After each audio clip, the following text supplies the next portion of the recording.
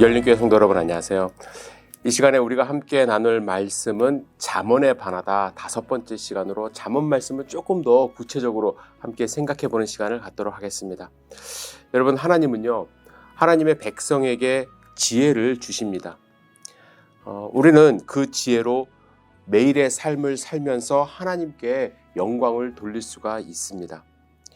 하나님의 지혜는 우리가 어떻게 구할 수 있냐면, 과거에는 자연 현상을 통해서 하나님이 주시기도 하셨고요. 또 그 다음에는 이제 활자가 발명되고 또 글을 남길 수 있게 되면서 선지자들을 통해서 또 서기관들을 통해서 기록에 의하여 하나님이 또 말씀하셨습니다. 뿐만 아니라 최종적으로 하나님은 예수 그리스도 안에서 또한 지혜로 하나님이 어떤 분이신지를 분명히 밝히셨습니다. 이것을 일반 계시, 특별 계시 이렇게 말씀을 하시는데요. 하나님은 이렇게 다양한 방법으로 또 단계별로 하나님의 지혜를 말씀하고 계시지만 하나님의 지혜를 구하는 우리는 수동적으로 가만히 있어서는 안 됩니다. 적극적으로 하나님의 지혜를 구해야만 합니다. 왜냐하면 하나님의 지혜를 구하는 것은 영적 성숙과 성장에 있어서 상당히 중요한 일이기 때문에 그렇죠. 오늘 잠언서 8장과 9장 여러분들이 조금 더 깊이 묵상해 주셨으면 하는데요. 8장과 9장을 보면 경건한 지혜를 받아들이라는 호소가 계속 일어나고 있습니다. 이 호소의 말은 지혜가 경건한 여인으로 인격화됩니다. 그래서 직접 말하듯이 이제 독특하면서도 아주 호소력 짙게 이야기를 하고 있습니다. 솔로몬은 의인 화법을 사용해서 아들에게 하나님의 지혜의 길을 따르고 또 어리석은 선택의 길을 피하라고 이제 강조를 하고 있는 것입니다. 예를 들어서 지혜는 사람들이 많이 다니는 성문 어귀와 내거리에 서서 큰 소리로 그들을 부르기를 너희가 은을 받지 말고 나의 훈계를 받으며 정금보다 지식을 얻으라 이렇게 소리를 치고 있습니다. 8장 35절에 보면 대저 나를 얻는 자는 생명을 얻고 여호와께 얻을 것임이니라. 8장 36절에 그리고 계속해서 말하기를 그러나 잃는 자는 자기의 영혼을 해하는 자라 나를 미워하는 자는 사망을 사랑하느니라 이렇게 이야기를 하면서 지혜를 선택하고 나에게로 오라고 계속 호소하고 있습니다. 오늘 8, 9장을 여러분들이 읽어보시면 이 지혜를 선택하라는 호소에는 두 집으로 이제 비유를 합니다.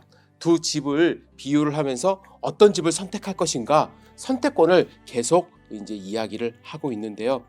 경건한 여인이라는 인격체로 표현되고 있는 지혜는 마찬가지로 집을 지으면서 많은 준비를 해 놓습니다. 그리고 솔로몬의 아들을 초대를 하죠. 그 지혜는 솔로몬의 아들뿐만 아니라 삶의 지혜가 필요한 모든 사람을 초대하고 있습니다. 너는 와서 내 식물을 먹으며 내 혼합한 포도주를 마시고 어리석음을 버리고 생명을 얻으라.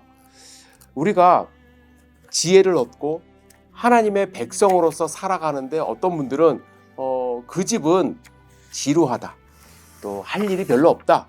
저는 어릴 때 그런 이야기를 많이 들었거든요. 교회 가면 무슨 재미가 있느냐? 하나님의 말씀 재미없다.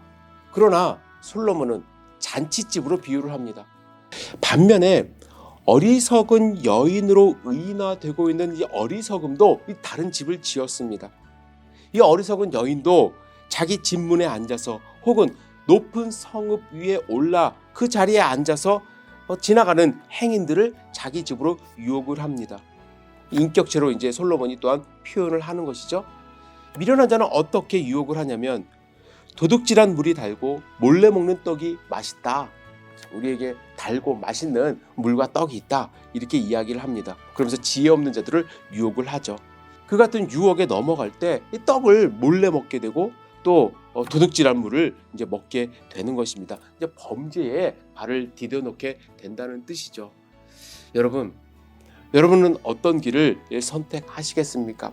당연히 잔치가 벌어지는 지혜의 길로 여러분들 선택하시리라 확신합니다. 그런데 참 그 지혜의 길로 접어드는 것 우리가 다 알긴 아는데 쉽지가 않아요. 왜냐하면 당장 눈앞에 보이는 이익, 당장 눈앞에 보이는 즐거움을 쫓아 살다 보면 오히려 지혜의 길에서 멀어지고요. 이런 어리석은 길로 우리가 한 걸음 더 디디게 되는 그런 우리의 모습을 바라볼 수가 있습니다.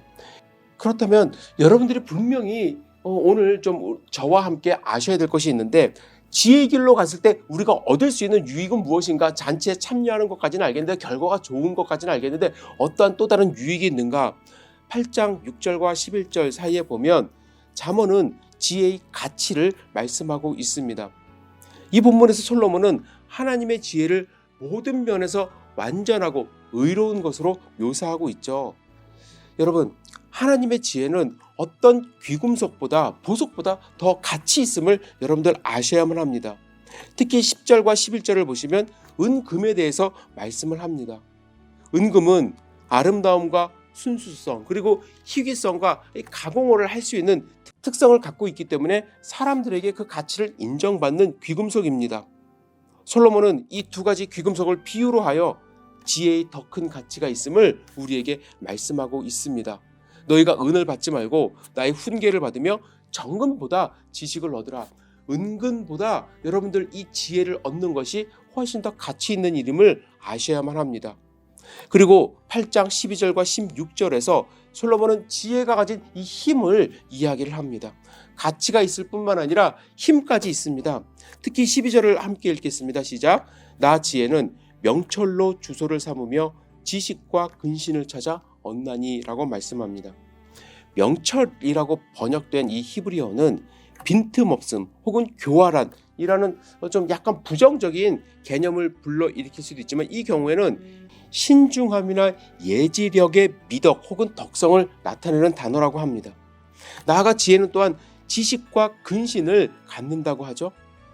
근신이라는 말은 분별력이라고 합니다. 따라서 지혜는 진리를 아는 지식과 함께 진리에 근거하여 바른 판단을 할 수 있는 참된 분별력을 우리에게 준다는 것입니다. 그리고 지혜가 가진 힘은 구체적으로 14절부터 말씀을 하는데, 지혜는 그를 간절히 찾는 사람들에게 경건한 삶을 살 수 있도록 계략과 참 지식을 준다고 합니다. 그리고 나아가 사람들이 지혜를 구하고 찾으면 지혜가 함께 사는 다른 미덕들도 발견하게 되는데, 명철, 능력도 포함된다는 것이에요. 여러분, 능력이란 말은 왕권을 뜻한다고 합니다. 그리고 그 단어는 승리한다라는 단어와 이어진다고 하죠.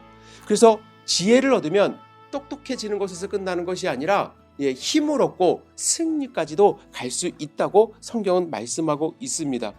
여러분, 지혜 뭐가 있다고요? 가치가 있습니다. 지혜는 힘을 우리에게 줍니다. 지혜는 또한 승리를 우리에게 보장합니다.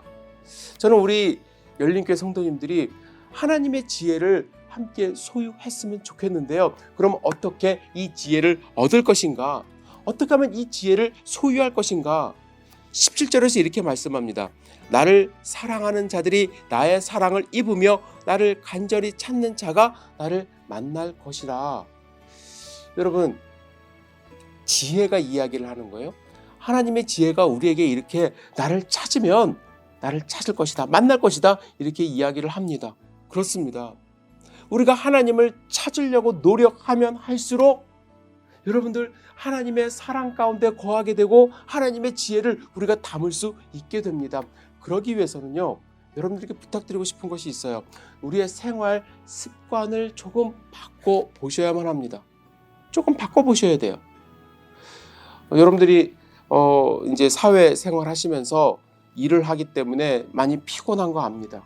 바깥 일을 하시거나 또 집안 일을 하실 때 또 육체적으로 정신적으로 많이 피곤한 것 제가 알고 있습니다. 하지만 부탁드리고 싶은 것은 하루에 30분만 정말 시간을 이 은보다 귀하고 금보다 귀한 것을 여러분들이 얻을 수 있는 시간이에요.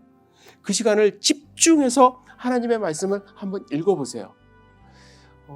대충 읽는 것과 집중해서 읽는 것은 완전히 다릅니다.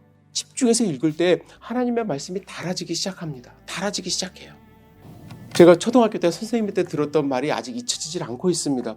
선생님은 우리 같은 친구들이 밥을 막 헐레벌떡 빨리 먹으니까 뭐라고 말씀을 하셨냐면, 밥을 입에서 한 20번 이상 좀 씹어봐라. 씹으면은 쌀에서 단맛이 나온다. 저는 그때까지 단맛이 나온다는 것을 이해를 못했어요. 그냥 먹으면 먹었지 뭐 쌀에서 어떻게 단맛이 나와? 그냥 아무 맛 없이 그냥 다른 반찬하고 먹는 게 밥 아니야? 라는 생각을 어린 나이에 했습니다. 그런데 선생님의 말씀을 듣고 밥을 꼭꼭 천천히 씹어보니까 진짜 쌀보다 단 게 없는 것 같아요. 여러분들은 다 아시죠? 그 사실을. 어떤 음식도 마찬가지입니다.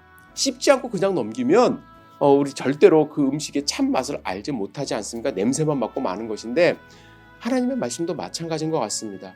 하나님의 말씀을 묵상한다는 것은 하루 종일 그 말씀을 이리 읽어보고 저리 읽어보고 적용해보고 그 하갈이라고 하거든요. 묵상하다라는 단어가.